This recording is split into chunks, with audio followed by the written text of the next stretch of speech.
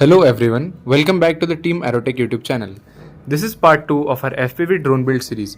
In part 1, we covered the manufacturing process of the drone frame and components. If you haven't watched that video yet, make sure to click on the I button above and check it out first. Now in this video, we will move on to the calibration process of the drone. First, we need to bind the transmitter with the receiver. To do this, we give 2 quick power pulses through the XT60 connector. After that, we connect the battery properly to put the receiver into bind mode. Next, on the transmitter, we open the system page, find the binding option and select it.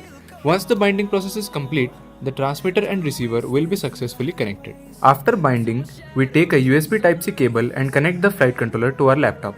For calibration and configuration, we are using the Betaflight Configurator software, whereas one can also use RDPilot and iNav software. Once the flight controller is connected, we open the software and click on the connect button located at the top right corner of the screen. On the left side panel, you will see multiple configuration and calibration options for the drone. Now after clicking on the connect button, we need to ensure the drone is on a level ground. Then we will click on calibrate accelerometer. After calibrating accelerometer, you need to verify which UART port does your flight controller use to communicate with the receiver. To know that, you can check it on the flight controller user manual. After that, you need to turn on serial RX for that UART port. After that, you need to go to the receivers tab and check if all the controls are reflecting on your screen or not. If not, then you need to check that the serial receiver provider is at CRSF or not, if you are using an ELRS receiver. If not, then you need to check the receiver user manual.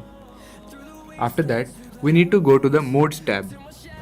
Now, in the Modes tab, we need to configure the ARM button. Click on ARM and add range, and whichever switch you want to assign for the ARM function, click on it and choose the desired range and move the slider. Similarly, we need to configure the flight mode. Follow the steps shown and click on add range and move the slider. Then we need to go to the motor section and check the order of motors. First, we need to click on understand the risk and confirm it. Then we need to increase the master motor speed, and if all the motors are working, then we need to go step by step and check each motor again. Then we need to check that each motor is moving in its own order or not.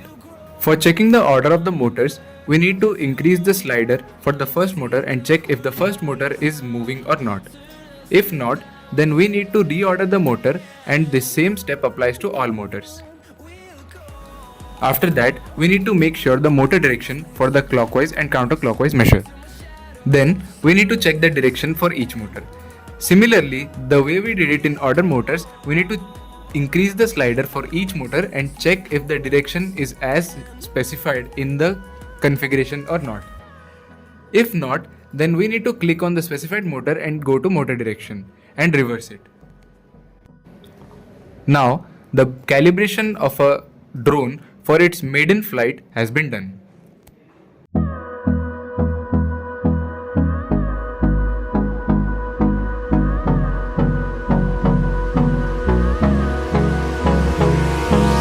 Hold me close till I get up. Time is barely on our side. I don't wanna waste what's left. The storms we chase are leading us, and love is all we'll ever trust. Yeah, no, I don't wanna waste what's left. And on we'll go, through the wastelands, through the highways, till my shadow turns to sun rays. And on we'll go, through the wastelands, through the highways, and on we'll go.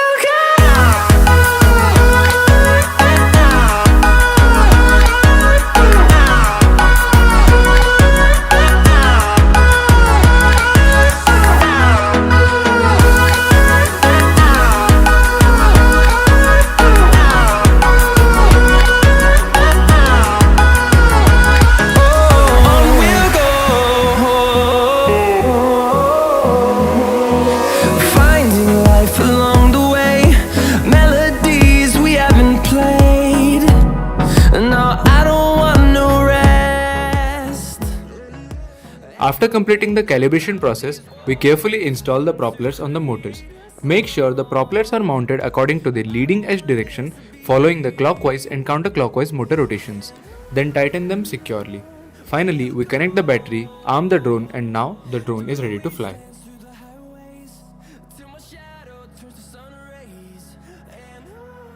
So, in this video we learned how to calibrate an FPV drone using the Betaflight configurator software.